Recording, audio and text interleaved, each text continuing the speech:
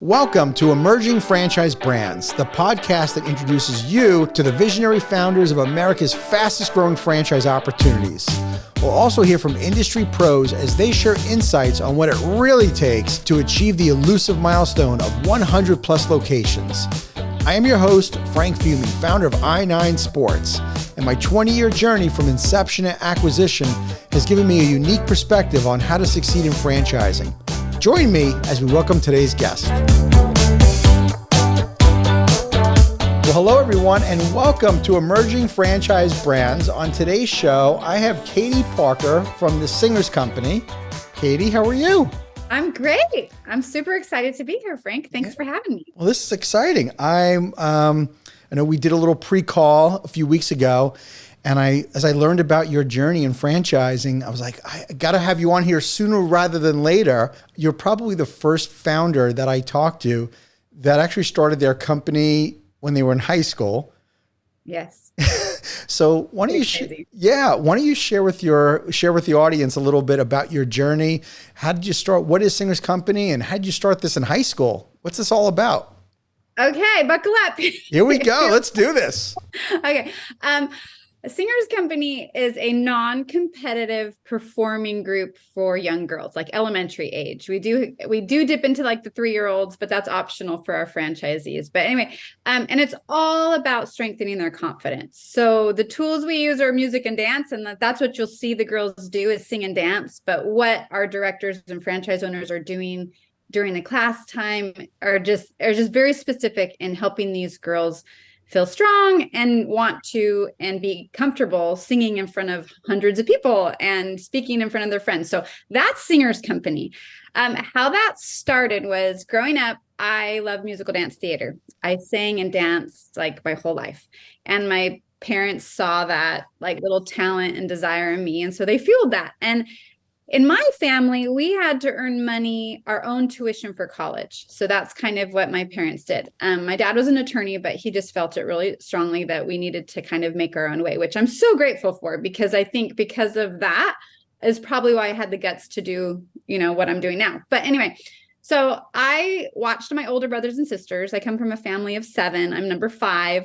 I kind of had to figure things out because our family was super busy. So I kind of taught myself like how to braid my own hair, so I was kind of that personality where, oh, wait, I'm not going to wait for it if I could figure out how to do it myself, So I watched my older brothers and sisters. They would give up their entire summers, to work a full-time job so that they could earn their tuition for college. And I had stuff I wanted to do in the summer. And so I kind of was torn. I'm like, and my parents didn't let us have jobs during the school year because we needed to focus on school and our studies. But then I was kind of talking to my mom about this, I want, here's my dilemma. And she did similar things with us. There's a lot of girls in my family, and we lived in a small town. I grew up in Merced, California. It's a little agricultural town, and there wasn't a lot offered. And so my mom did these, she was very musical. So she would get groups of girls in the community together and sing and teach them a song. And we'd go perform it around Christmas time. And I loved it. Obviously I was a performer. I performed in our community theaters. I took voice lessons. I just was really into that world. And in high school, I was my sophomore year, and I was kind of approaching my mom, I'm just not looking forward to not being able to go to, see my cousins in the summer because I have to, earn money. And my mom just said, hey, what if you did, what if you did something like that, but for younger girls? It's only 1 day a week. So Dad and I will let you have that type of job because it's such minimal time. It doesn't take that, away. And so I did. I started it before I drove, because the first group I had and taught, it was before I could drive a car. So I think I was 15. It was my sophomore year in 1993. And so I would have a group of girls come to my house, and I put my own little show together, teach it to them. And then we would go perform around the community, kind of like my mom did with us, but I would charge for it. And I earned a great little chunk of change through the whole school year. And then I came up with, in the summer, okay, what if I did a summer camp and I squeezed it all into a week, and I had how many kids participate? And so I kind of started to create a little name for myself, and I named it Singers Company. And I would do summer camps and earn thousands of dollars. And I funded I funded my college. I funded my study abroads. And the beauty of Singer's Company, even now, is the minimal time for the maximum amount you're earning. So then so that was my sophomore year. Then I was able to drive. So I didn't do it at my house anymore. I rented a space in the community, and I was able to grow my group a little bit there. How old were you? And how old are you around this time? 16. And then, yeah.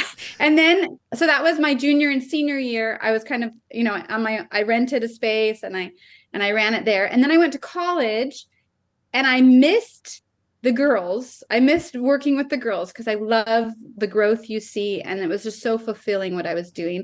I missed terribly the income because it was such a nice chunk of change for minimal time. And it was just easy for me to do because it was, who I was and in my blood. So I started one in college, there in that town. And where was this? I went to Brigham Young University. So I started one in Provo, and I did it for 4 years. And then I got married and I graduated in public relations, and I worked with one of the top firms in Salt Lake City for a couple of years. And so we moved to Salt Lake, but it was such a good chunk of change. And I could do it in my sleep. I just kept my group in Provo. So I would, and my employer was so awesome. Like they loved me and I loved them. And they would just let me, I would just check out about 3:30 on Monday afternoons, drive to Provo, teach my Singer's Company, come back. And really the feedback over the years, I think it was in Provo and with that group that I knew the impact. Like I loved the money. I loved the girls. I loved what I was doing. It was great for me. But I think, and I know that a couple of my specific experiences with certain girls in that Provo group really showed me and how my heart just knew there's something more to this. What this is doing for these girls and these parents of these girls, they're seeing the strength that comes from this program. They're seeing their daughter's confidence grow. You hand me the shyest girl and I can totally help that girl, like this program. And so there were a couple moments that I realized, oh, wait, this isn't about me, even though it's very beneficial to my life and for multiple reasons. Look at what it's doing. And that's when the seeds of, okay, this is something bigger started to happen. But I wasn't totally clued into the business side. I was just here feeling it in my heart, the mission of what I was doing and the impact. So then I had my first little baby, my daughter, and we moved to Irvine. And I just love being a mom. And they wanted me to stay on at our PR firm, even with moving to California. They're like, it's okay. You can just call, we'll just be on conference calls once a week. You can still keep your clients. And as soon as I held my baby, I was like, I don't want to, I just want to be a mom. And we moved to Irvine. And then I started to miss those little girls and the impact and the community and the families I got to know. And it's just Singer's Company is so easy to do.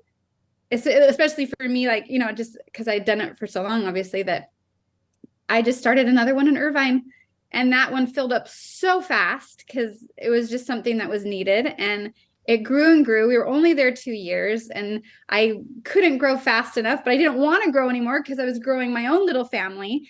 So we moved about 15 miles away from Irvine to where I am now, Ladera Ranch. And I had people traveling to me to stay in this, because I started one in Ladera too. And then it just kept, and within these years, this is when people started to approach me. You need to franchise this. And I would be like, no, la, la. I don't want to. I love what I have. I just want to be a mom. I'm not looking to work corporate world. I kind of did that. I knew I had to get it out of my system. I knew I'd be good at it. It was great, but I just love being a mom, and I know I can't do all of that. And so just fast forward to 2008, I'm still in Ladera. The groups are growing. The feedback is amazing. Parents, the growth in the girls. I really honed in everything about my show. I was starting to kind of repeat the shows. Just because I had just fine-tuned how I did it, what I focused on, what I didn't, all the, and so 2008, people were, and I just kept coming to my mind, like franchising. And I've kept thinking about how to do it. And my husband, he went to school for graphic design and had his own marketing branding firm. So we kind of like, it worked hand in hand. So he always did my logos and, all my marketing materials and flyers. And so the market, we bought a new house, we built a new house, we moved in, and the market just, this is 2008. 2008. And I remember just in my heart, I'm like, we would have never bought this house had we known, because my husband's company, clients just kind of went away because everything was kind of in turmoil. And I remember thinking, what are our options? And I was like, well, we'll just sell. And then I was like, I just knew we shouldn't. I knew this is where we wanted to put our roots down deep with our family. And I just, in my heart, I'm like, no, we're supposed to be here. Like, but what are our options? And I had these conversations about franchising with some, just some family members that are really in the corporate business world and finance world. And they were always like, you have to. And I'm like, no. By this time I have 4 babies, I have 4 little kids. Wow. And so I was like, they are my, like, they need me. They're my life. Yeah. I'm not looking for more. And then I was at the table. I shared this a little bit with you in the previous call, but we're just sitting at my kitchen table, and my father-in-law was there, and we were kind of discussing. I had just gotten home from Singer's Company that day and had a great time. I'll get emotional. I had just such a, it's just so fun. It's such a high. It's only 2 hours of my week, but I teach the girls. I come home, we have dinner, and I'm just sitting at the table. And while we're talking about potentially franchising it, and I'm just in my mind, I'm just so resistant because I'm a mother first. I will always be a mother first. And then I just get this text from a mom of one of the girls in my group who just really struggled. She was a 5th grader, and she just really struggled with friends, with just her self-confidence. And she was super, super shy. She got emotional coming to class. It was hard for her to leave her mom. And she was doing awesome. And she was singing solos, and she was just engaging in the group. And this mom it was just a text, and I had gotten lots of them. I've gotten plenty of those, but in that moment, at that time, sitting at my table, discussing franchising, in the middle of the discussion, me being resistant, not wanting to, but in the middle of the discussion, getting that text, I just knew, I'm like, this is what I'm supposed to do. Yes. Like, yes. All of my talents, all of my experience is coming to this moment where, why would I withhold that from wonderful women out there who could do the same thing I'm doing for these sweet girls that need it so badly? And I just knew, like, it didn't matter what time it took. It didn't matter the cost. That was my mission. A mom first, but in a way, this is being a mother to so many. And so it was 2008, 2009, and we started the ball rolling. I had to do a lot of homework, a lot of research. I live in California. If you start a franchise in California, it's almost impossible. They make it very difficult. They sure do, California. You make it interesting for everybody. So we have property in Utah, and so we were able to make it a Utah company. And we were able to, and there's just so many amazing things along the way. The amount that it would have, like, the amount that the attorneys, when I did my research for franchise attorneys, and I got amounts back of what it would cost to get us up and running. Like, California's was crazy. And then I go and I'm like, okay, we'll be a Utah company, because we definitely have, connections there. And so we get that going. I reach out to our current attorneys, which I love. They're amazing. And their amount they gave me was almost to the cent how much we had saved for our kids' college so far. Oh my God.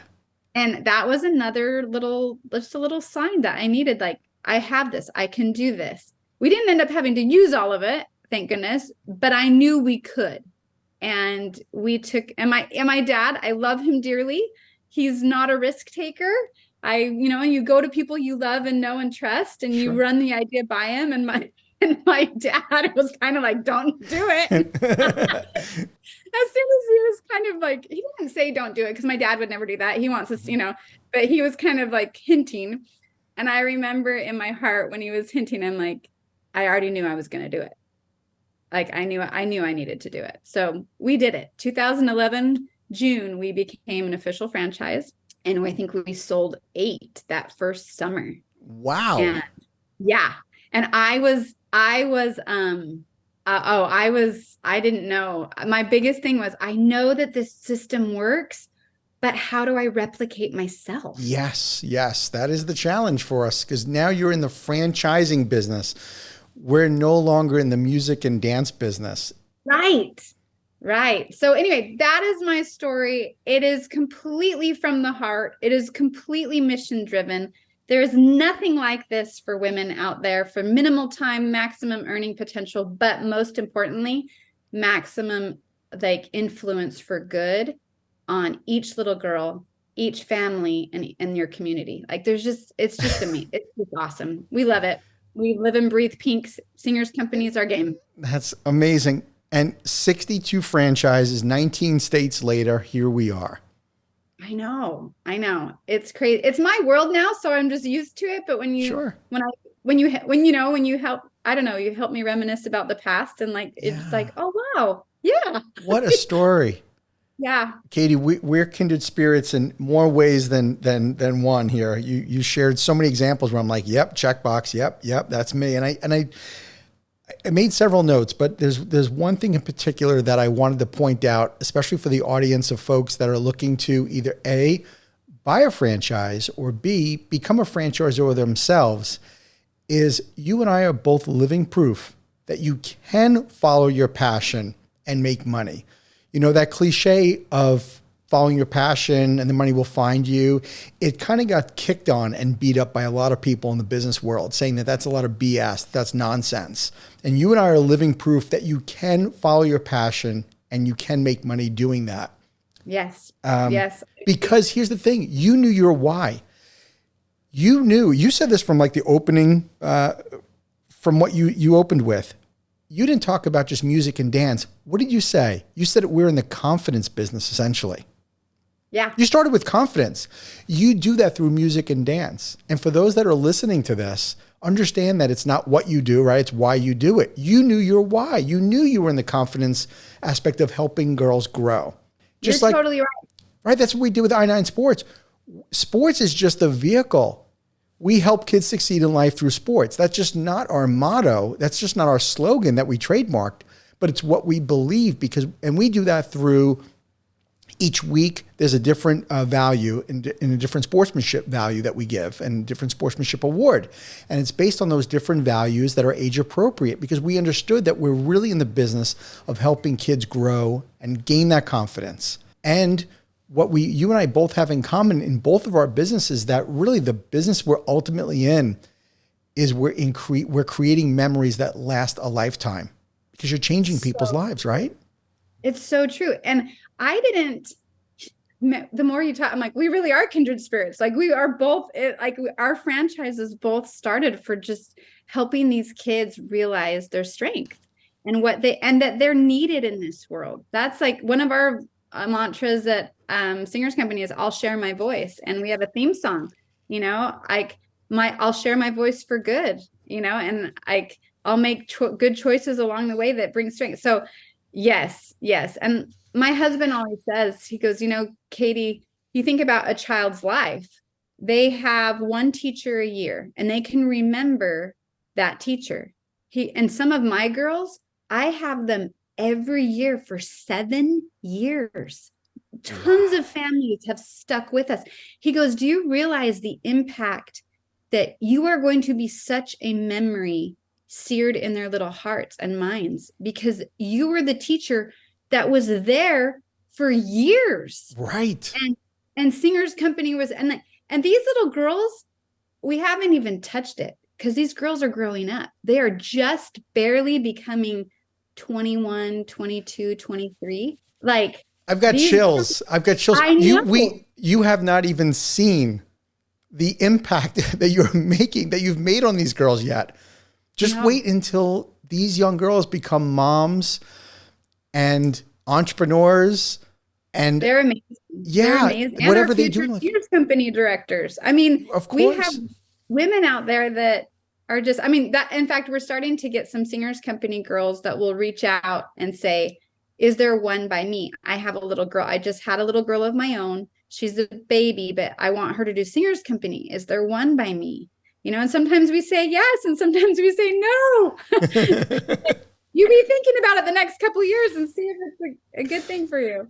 Let's talk a little bit. I want to shift gears here about franchising, since we have people listening again that they may be interested in being part of your franchise. And I'd like to know sort of what you think. What was life like for you first starting out when you became a franchisor? Like, how did you even find your first franchisees? Were they customers? Did you go through a broker network? How did your first 8, I think you said in that summer how'd you find them? Right. We are such a different franchise. Some of the normal avenues that I think franchisors take to get, to put their concept out there, we've tried a few of them early on, and we just realized not just anybody could be a singer's company director, but almost anyone that believed in our cause and had the investment money could become a franchisor. They can hire a director, but we're very, careful about who we have with these girls. But in the franchise world, we're just different. We're a little bit different. We're a smaller scale. And so we're like the entry level, like the investment level is one of the, on the very lower end, because this is a part-time gig, but it also can be a full-time gig. We have directors and franchisees that have quit their full-time jobs because they see the amount of money they can make in the minimal time. And now they do singer's company every day of the week, and they don't have to work as many hours, and they're making more money. We haven't even talked about the lives you're changing with those people. That's the thing. Now we've come with, like, one of our mantras is strong women, strong girls, because not only do we get testimonials from the parents about what it's doing for their daughter, we get testimonials from directors. And so those first 8 people knew me. They knew what I was doing. I had lived in a few states. I had started groups in, how many different communities by the time I franchised. So by the time I just told people that I was franchising, because a lot of people would try to do something like this, but they end up kind of not crashing and burning, but burning out. Because why doesn't it work for those people? I think, number one, they lose sight of what it's really about and what it really can do. They're more in it for, look what I created, look at the show that I produced, look at me, because they're performers, and performers like the spotlight. Of course. So that's not really your ideal franchisee. No, in fact, we're really wary. If someone starts to talk about all their credentials about what they do musically and like performing wise, we ask more questions of that person than we would someone that's coming at it with, I love your cause. I love what you do. Like a lot of our franchisees come from a mom who had their daughter in a group in this city. Then their family moved to this city, and they're frantically searching for singer's company again, and they can't find it. So they reach out. Is there a singer's company here? Please say there's a singer's company here. There's not. They say, well, what are we going to do? We're like, well, you could create it yourself. We could do it yourself. And then they say, could I? And we're like, yes, because we give you everything. And all you have to do is have a big heart and a passion for our mission, and you can do it. And then they do it. And so it's kind of the mission. Our franchise is so mission driven. It could definitely, so those first 8 came from people who knew me. And as soon as I franchised it and said, look, I'm going to give you everything. I'm going to give you every little video that you need. I'm going to tell you exactly how to connect with each girl, the way that we do it. I'm going to give you don't have to worry about the show. You don't have to worry about costumes. We manufacture them and ship them to you. You don't have to worry about all these things. You just plug in, bring your big heart, bring your excitement. We'll even tell you when to like cheer these girls on and scream and yell and jump up and down with excitement. We'll tell you what to say. We'll tell you what not to do. We'll tell you when to show up. We'll tell you what don't waste your time on.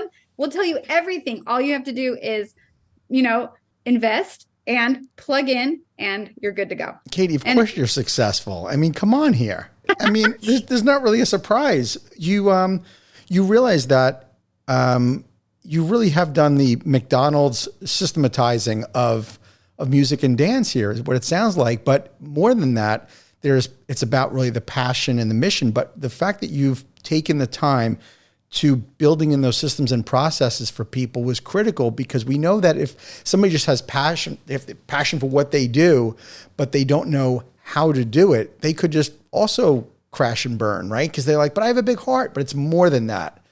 It's more than just having a love. It's you have that delicate balance that a lot of people don't have, the delicate balance of mission driven. But I know that with that, there comes a responsibility of having systems and processes.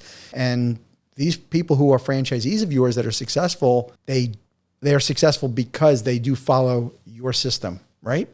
In fact, one of our franchisees, she just got our, through Franchise Business Reviews, she got our Franchise Rockstar Award, and she is from New Jersey.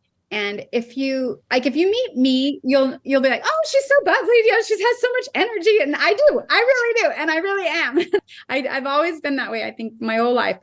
But if you meet one of our franchisees, she's amazing, but she's not me. You know what I mean? And you wouldn't necessarily think that she was our most successful franchisee. But and one time I asked her, I was just like, Emily, how are you, you are busting at the seams there in New Jersey. Like, what are you doing? And this is when I knew we really were onto something. This was probably 3 years in to franchising. And she said, Katie, I do everything you tell me to do in those lesson plans and in the training. If you tell me to jump up and down after the girls practice this one song, I jump up and down. If you tell me not to worry about talking to that parent about that, but talk to them about this instead, I do it. If you tell me don't get on that girl, instead of, getting on that girl because she's misbehaving, shoot her a compliment and she will immediately, I do exactly what you tell me to do. If it's in the handbook, if it's in the lesson plan, I do it.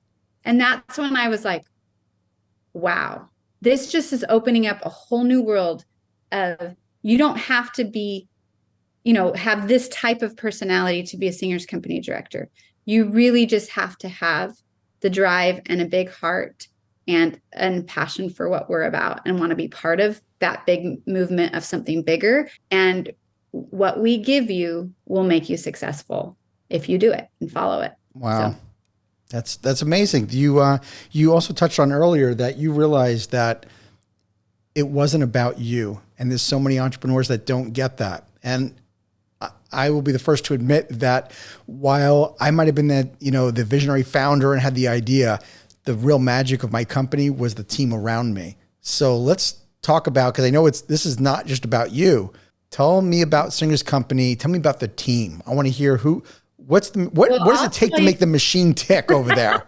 I would say originally it's my husband. He has his own, he is the owner of Album Surfboards, and he has his own brand. He was a surfer growing up, and he had a passion for that. He started in marketing, a branding firm. So he is a wealth of knowledge. And I'm like, our date nights on Friday nights are board meetings. And such entrepreneurs. Oh my gosh.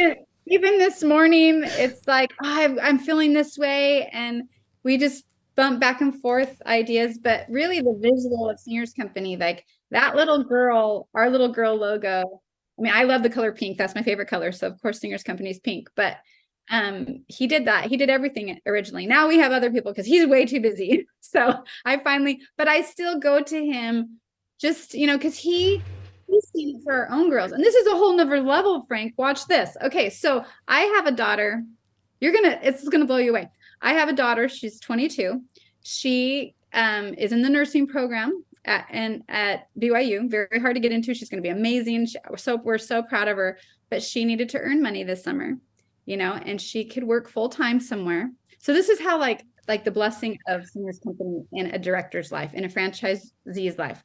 So I said, all right, Annie, come. I don't do summer camps with my girls because I'm too busy. But you come home, you can do the summer camps. We have them all written for just like we do for all the other franchisees, and you could do those. And in 1 week, so she did 3 summer camps. In that time, she worked, the total time she was teaching the girls was 36 hours. Okay. She spent 36 hours of teaching. She made over $10,000. That is amazing. So it just like, you ask who's part of the team, it's my husband. The blessings seep into my family. Like the little logo girl is my daughter, Sadie, my second daughter. That's like done after Sadie, because she always had those two little pigtails. So you look at our logo, and then we call her Sadie, the Singers Company girl. And my youngest daughter is 4, and she's going to be starting Singers Company this September. But so my husband, number 1. Number 2 is a shout out to my dear friend who, a couple years in, it just really was meant to be. She doesn't live by me anymore. She lives about an hour away in Carlsbad, but her name's Carrie DeMitz, and she's now one of the owners. She's earned a little bit of the ownership, because she's just, she calls me the dreamer and the performer, and she's the cross the T's, dot the I's. She's our director relations. The directors love her. We call her kind of the mom of Singers Company. She takes care of everybody. She's helped with the processes. I mean, we built our own platform. We don't use any other software of anyone. We built our own, like, directors log in, they get everything right there. And so Carrie is number 1. So I would say there's 2, probably 3 executives. My husband, he's really not as involved, because again, his brand is like blowing up right now. But my husband, me, and Carrie. And then we have 7 wonderful women who some of them have been previous directors, but they, for health reasons, had to put their passions in it, and most of them are directors. Probably, I think 6 out of the 7 are current directors, but they've just become really good in certain areas, and we've noticed that. And so we've reached out to, like, our first franchisee is now head of our mentoring. So when you become a Singers Company director, you're connected to the mentoring program, and she has a couple directors that she works with that train our new franchisees, and are like basically their best friend, like forever. Like if you have a question, so 24/7 mentoring. Obviously that first year it's really heavy, with the training, and this is new territory. But then for the life of your franchise, you always have your mentor to reach out to, and to us too. But anyway, so one, and then the other one just handles, so we have about 7 women that are directors, that are phenomenal women. They are driven by the mission first, but are all very successful with their franchises, and they have become our executive team. And it's brilliant. It's awesome. And they get it from the inside out, and it's a well-oiled machine. I mean, there is not one person, Frank, in all of these years that has worked full-time on Singers Company. Wait, say that again? There is not one person, not even me, who has worked full-time on, meaning like an 8-hour day. We all live in different states. We are running this company like we're all moms first. Not all of us, that's not true. But like, we're all like, this is very part-time. It is a well-oiled machine. It could scale tomorrow, but I have 6 kids, and the age range is huge. I have a husband that has his brand. So it's all been just kind of like, it's just been organic. All of it's been organic. So natural. So is there something about this growth where you're like, you want to have this controlled expansion, right? But what would get you, but you have 62 franchises in 19 states. So is there a strategy on how, do you want to scale more quickly, or kind of where's your head at in this growth? I'm a really faith-driven person. And so a lot of the decisions of my life are very much just tied to God and where He wants me to go, and where He wants to take the things that, He's helped me create. And so I've just always had faith. We're very family, like family is everything. I chose to bring my husband and I chose to bring these children into the world. Like, our dedication is to them first.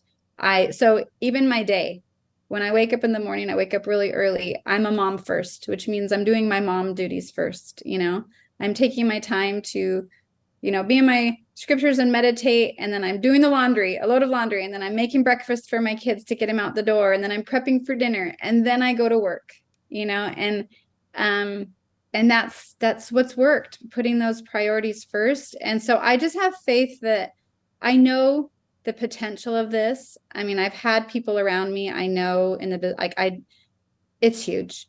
It's massive. It could be very quickly and very easily. We could handle just alone our little infrastructure. We could handle double what we're doing, like no problem. But it's not about that. It's about that if it's supposed to go that way. Mm-hmm. I know that I'm not going to admit, like, I didn't know what I was doing. Like, I was never like, when I put on the hat in 2011 of CEO, I'm like, what do CEOs do? But I know and in the meantime, I'm like, should I go get my MBA? What should I do? So I read a couple books. One of them is my personal MBA or something. Oh yeah. And I remember reading that book. There's been a couple of them, like the E-Myth. Oh, we could talk about the E-Myth for an hour. So like I've read certain books and as I'm reading them, it's so funny to me. It's like Singer's Company is in chapter 20. Like we're there. Like we're already there. Like this whole book is about finding the concept to go and scale and make millions of dollars. And like, you need to start with this. And it's just so funny. I'm like all the things they were telling me to do in personal MBA. I'm like, oh, it was like such a second nature to me. Like it was just already in me to like run. So anyway, I've never gotten funding. Everything has been completely organic growth. We've never been in debt. We've never and so I'm not nervous. Like if an investor wanted to come in and really blow this thing up, it doesn't make me nervous now. You know what I mean?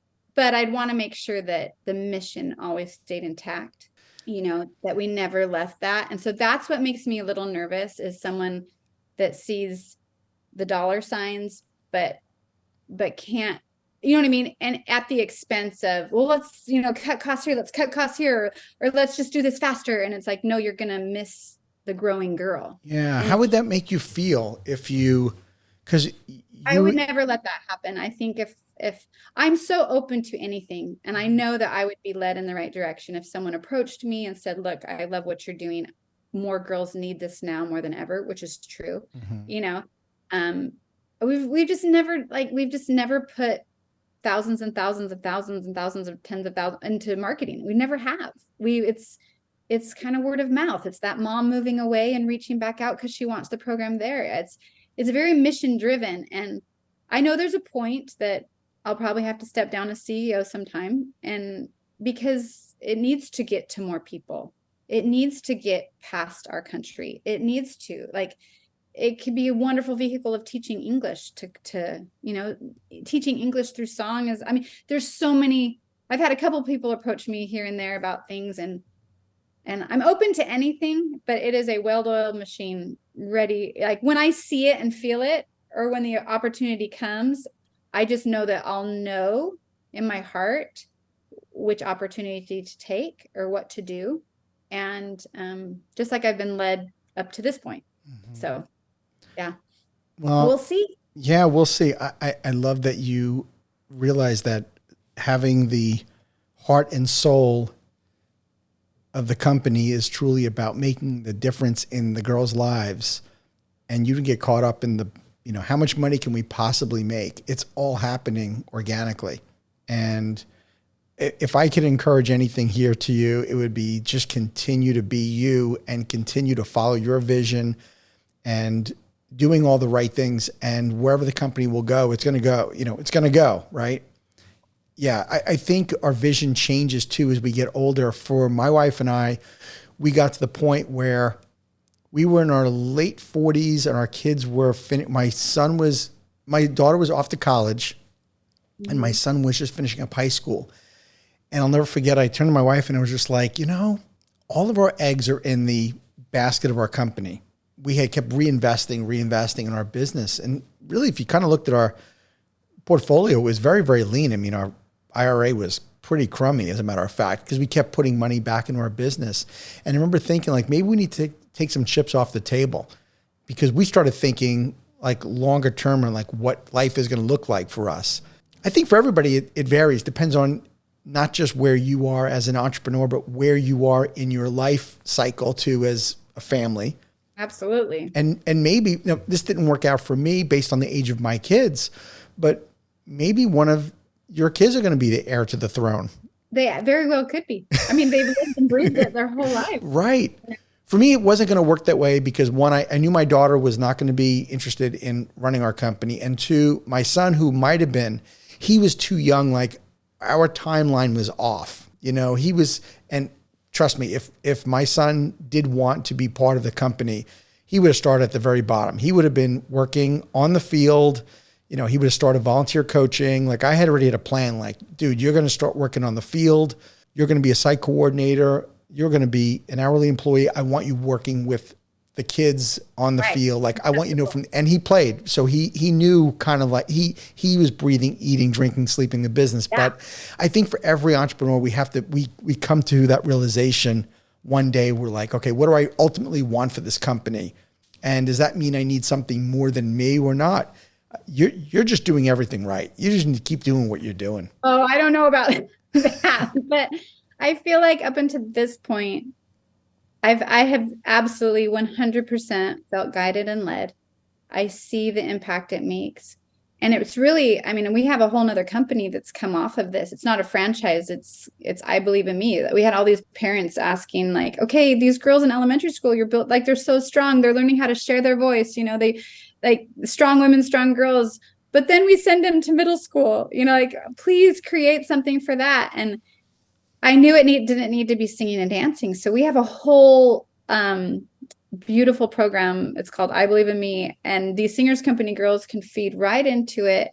And it's all about like setting themselves up for a happy life with the tools, the life skills. It's basically life mentoring as you head into middle school with friends and relationships and study skills and fashion and makeup, age appropriate, all those things. And that, I mean, there's so much coming out of Singers Company that like Singers Company is the franchise opportunity. I Believe in Me is a whole nother company that's part of it. So like we now built this year a new brand, Bloomfully, which is a place where girls grow, which holds Singers Company and I Believe in Me. And then there's a couple other things coming. So the potential, there's a lot of work to be done, but it's just, but these girls and these women need it. I mean, you've seen the statistics and heard of they are just suffering. They're suffering mentally. Their confidence is so low. The sadness is so high right now.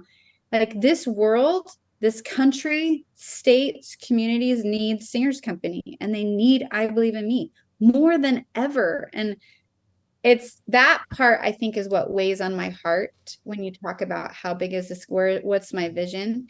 I just feel like, how do I let people know it's here? Parents need I Believe in Me. Parents need Singers Company. Women that want to make a difference, they need to become a Singers Company director. If they're stressed about their own little family and making ends meet, if they're worried about their own little girl who's so shy, how's she going to make it in this really selfish world, self-centered Instagram, social media world? How is she going to be strong? And the answer is like, mom, start a Singers Company, get that girl in a Singers Company. And then she becomes your assistant in middle school. And all the little girls just love her. Like my Sadie, they love her. She earns money for college. Her confidence is soaring because everywhere she goes in town, there's a Singers Company girl that's running up to Miss Sadie. Aww. I love you. And then she's feeling so good. She's making money. She's this little entrepreneur. Then she goes and she, goes on, makes her own way in college, but then realizes I could go home for the summer and make thousands of dollars doing Singers Company camp. And then she's my oldest daughter who comes home from her camp and goes, Mom, I get it now. The cutest little girl. The girls are so cute. She's like, I was singing, they're holding the microphone for her. And we were doing the little show. And I thought, I'm going to have to do this forever, aren't I? Because it hit her. It hit her, the mission, and she felt it in her heart. Like, this builds little girls more than anything, and our approach more than anything. So I think I feel a little bit of, that's where my heart hurts. Like, how can I get this? How can people know it's here? Without me it's going to take more than me. Yeah. I think that's what I know. It will take more than me someday, whether it's soon, whether it's later. But I know that it will get there, and that the potential is massive. We just want to help these little girls. We want to help these women with their families and their finances and, the impact that they can have. And we want to help these middle school girls. They need it more than ever. So, yeah. If you could go back in time, though, to your younger self when you were first starting this out as a sophomore in high school, what would you tell your younger self knowing what you know now? That's such a good question. I think it's what you just told me earlier, that you just be you, hone in on the gifts that you've been given, that you're growing yourself, and keep following your heart and the mission of what you've created. I don't know if I honestly could say I wouldn't do anything different. And so I think I did that. I think if I was in high school and I knew where this was going, I think I would have messed it up. I think I would have tried too hard to, be too business minded a little bit. You know what I mean? I think it took me quite a few years to really understand, oh, wait, when I had to put down on paper for our first franchisee in the handbook, when I had to write our handbook and be like, okay, what is it how is it that I can get a little girl who's crying the first day and doesn't want to be there and is kind of forced, the mom really wants her there. How is it that I can get that little girl to the point where she, at our first show, she is at the microphone singing a solo and her parents come up to me in tears. What did you do? How did you get her to do that? We are like so grateful. I'm like, how do I do that? It's a little bit about the song choice in the show. Yeah, but it's so much more. And I had to write it down. And I realized, oh, wait, this is what I do. I do this every practice. I do this I say these things, these specific things to girls during practice, every practice. My energy level is here during this part. And then it's here during this part of the lesson. And then it's here when they're getting picked up and dropped off. This is what I'm doing with parents then. This is what I'm saying to parents. This is what I'm not saying to parents. I had to get it all down on paper on that handbook. And the handbook is not about singing and dancing. Almost the entire handbook is what you said. It's about how do you make that little girl feel known and loved and appreciated and help her grow. And in the process, make her parents' dreams for her, those little building blocks of strength, grow. And yeah, so my 16-year-old self, 15-year-old self did not know that. You didn't know the impact. That took about 6 to 7 to 8 years until about year 7 or 8 did I realize it. Yeah, the money is amazing. The time is so minimal, but this is so much more. If I was thinking about what you said earlier too, about that time when you knew you needed to franchise, when that mom texted you and told you the difference you made in her daughter's life. When you started out Singers, you weren't thinking about the impact you were really making on people's lives. You didn't know how big is big. I don't mean in terms of number of franchises, but you didn't know. And I'm not sure if you even realize it right now.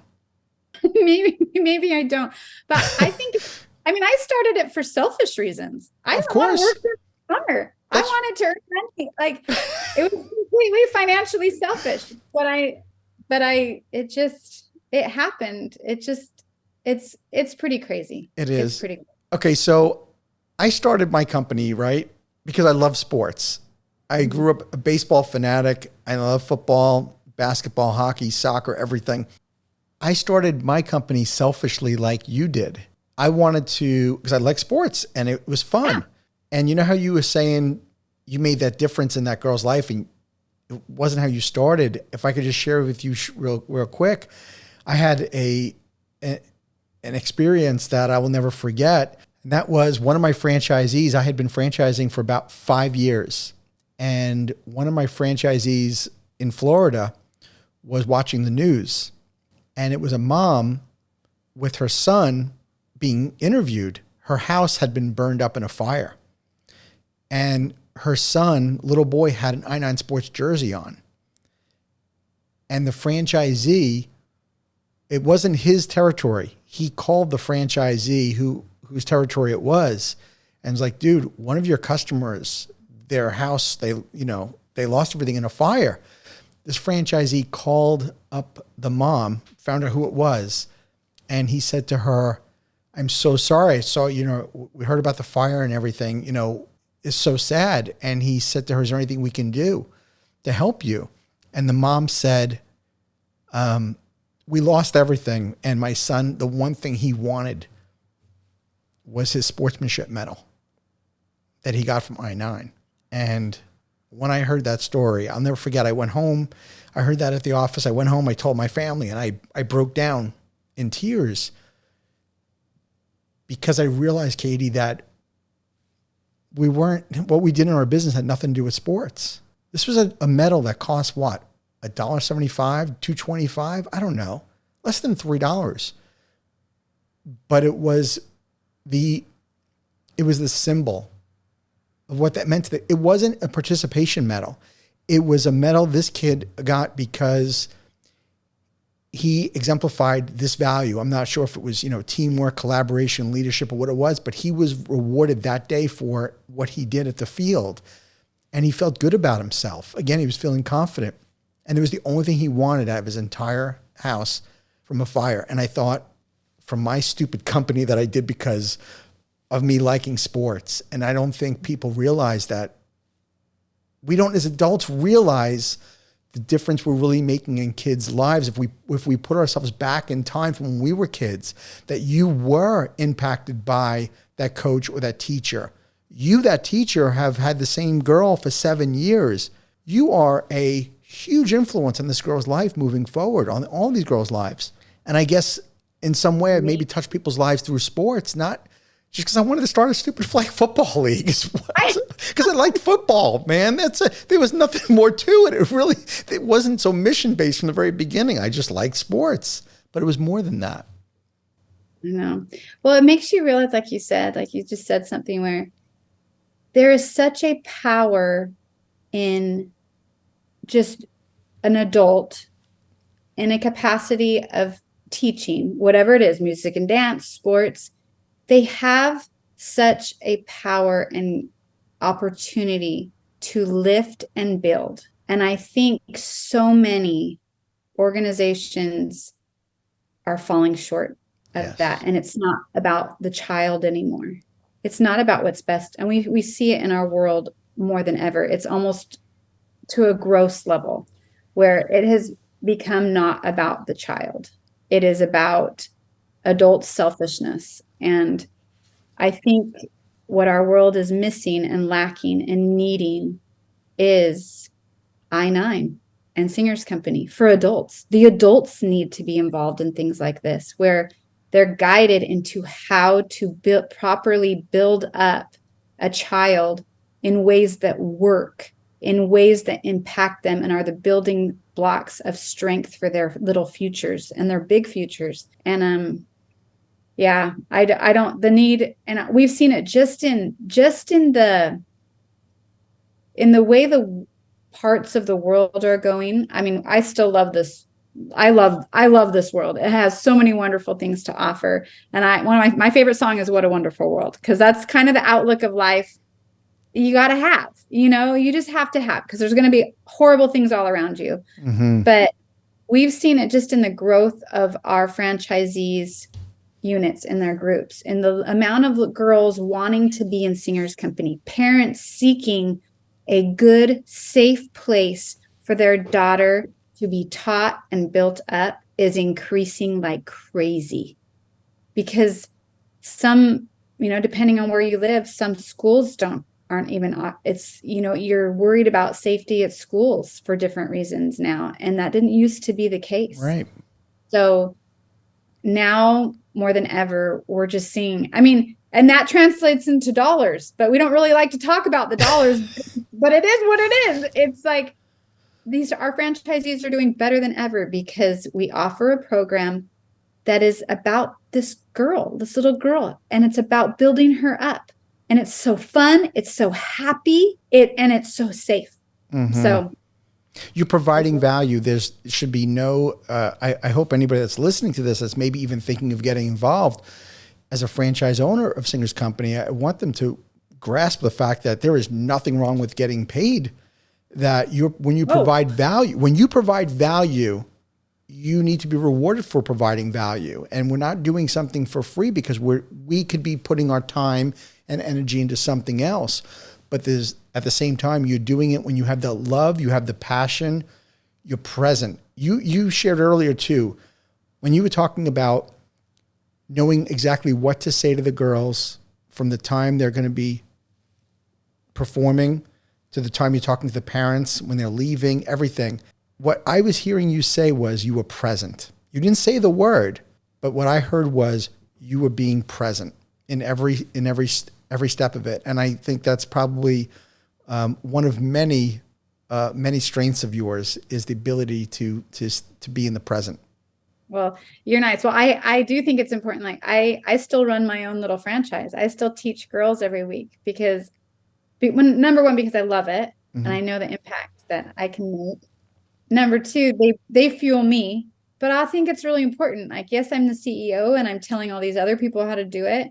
It's going to be very hard for me the day that I have to give up being right in the thick of, so that I can say, this is working, this is not working. And we're testing this out with my group. My group's the guinea pig. Oh, great. Everybody needs a laboratory. That's right, fantastic that you run the laboratory. I do, but now it's like we haven't changed the laboratory in 7 years. It's such a well-oiled machine. We have I don't know. It's awesome, but I just love these sweet girls. They're our future. They're our future. We need them and their sweet goodness, and we need that goodness, them to be strong enough so that they share that goodness. And so Singers Company is just a little, I don't know, piece of heaven, I think, for these girls on earth right now. It is. Well, if anybody is interested in being part of Singers Company, would love to open a franchise and wants to make a difference in girls' lives, how would they find out more information? The easiest way is to go to singerscompany.com.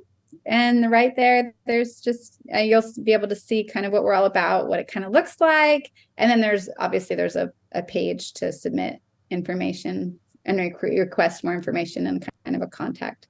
But if you are a woman who's wanting to, basically use your voice and use your energy for good, even beyond your own home, even though it will bless your home and it will bless you. That's who we want. We want a woman that is, owners and investors can be anybody. It doesn't have to be a woman, but the ones that are with the girls need to share the mission, need to share that passion and if someone calls in or someone requests more info and the words out of their mouth are, we love what you're doing, or meaning like the end result, like we want to help girls grow. We're passionate about that too. It's music to our ears, cliche. Yeah. Cool. Well, one more thing I'd like to ask you too, and that is I'd like to finish with this thing called the tip jar, because the franchise community is so generous in giving of information and sharing advice.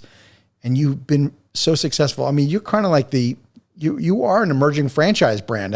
You are really kind of textbook. What would you say to pay it forward to somebody that was aspiring to taking their concept and franchising it? What advice would you give somebody? I would say, first of all, that it's possible. It's possible to do it. But in my journey, I know for me in my heart, it had to be mission driven. I'm not interested in selling thousands of t-shirts or candles or, and I don't really, even though I love I love performing, it wasn't about me in the spotlight. The spotlight was shining on these girls, and that was our mission. So if you have that passion and you have something that's working, if it's already working, there's a way to replicate it.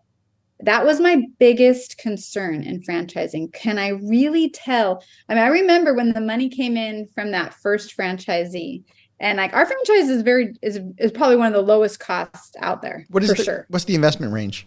The investment range is probably 14,000 to 29,000 or 32,000. That is very low. So yeah. It's very low. But I remember when that first person paid that money, that feeling in my heart was when no, the universe answered. I have promised to provide for this franchisee for the unforeseeable future. You did it. There's no turning back then. Yes. I didn't even know I knew it could work for me. I knew I was doing it, but I didn't know if I could replicate it. Do I even cash the check? Right? So, I cashed it. No. And it was truth be told, right? Right. So I just remember like, can I really do this? And that's when I really dove into what do I actually do Yes. to get results? And again, our handbook is not about singing and dancing. Oh, you realize too that it was different. Teaching music and dance is different than teaching somebody the business of music and dance. Right. Completely different. Well, we provide the business for it. So I think, yes, if you are considering, you have this concept and this is my journey. I was already doing it for years. I knew where to focus. I knew where to not focus. I knew, I could save people. And that's the beauty of a franchise, right? You're saving people so much time and energy, and you're saving them from failing. Like we can say, you plug into our system and you're going to be good to go if you do this and this and this and this and this. You have to do these things. Yes. And but we've saved all of this time, all of this headache. We've automated all of these things. We've tried everything. We know, we can confidently 100%. So it's possible. It's possible to replicate what you're doing. I didn't know it was possible, but now I can very much say it is possible. Katie Parker, you are a bright light in this world. It's such an honor to have you on, and I don't know how our paths crossed, but I am so glad they did. And I'm so grateful that we found each other and had you on the podcast, and you were willing to come on as quickly as you did onto the show. And I hope we stay connected, and I hope we do too. Yeah, I wish you all the best. I do. I'm going to be watching Singers Company from afar, and thank you. And I'll be listening to your podcast for any other tips, other franchises. I'm sure there's lots of things that I'm like, oh, I'm not doing that. Oh, I should be doing that. But I followed my gut. So that's got us this far. We're going to end right there because that is your secret weapon right there. You followed your gut. Yeah. Thank you, Katie. Thank you so much, Frank. Appreciate it. Thank you for tuning into the Emerging Franchise Brands podcast. For additional insights, guest applications, and to stay connected, visit us at efbpodcast.com. The Emerging Franchise Brands podcast is for entertainment purposes only, and the views expressed do not necessarily represent those of Emerging Franchise Brands, its host Frank Fiume, or Emerging Franchise Group, LLC. Any discussed franchise or investment opportunity requires thorough investigation, obtaining proper disclosure documents, and expert consultation before making any investment decisions. The podcast and its host do not offer professional advice or endorsements, and they hold no responsibility for actions, representations, accuracy, or consequential damages related to the podcast content.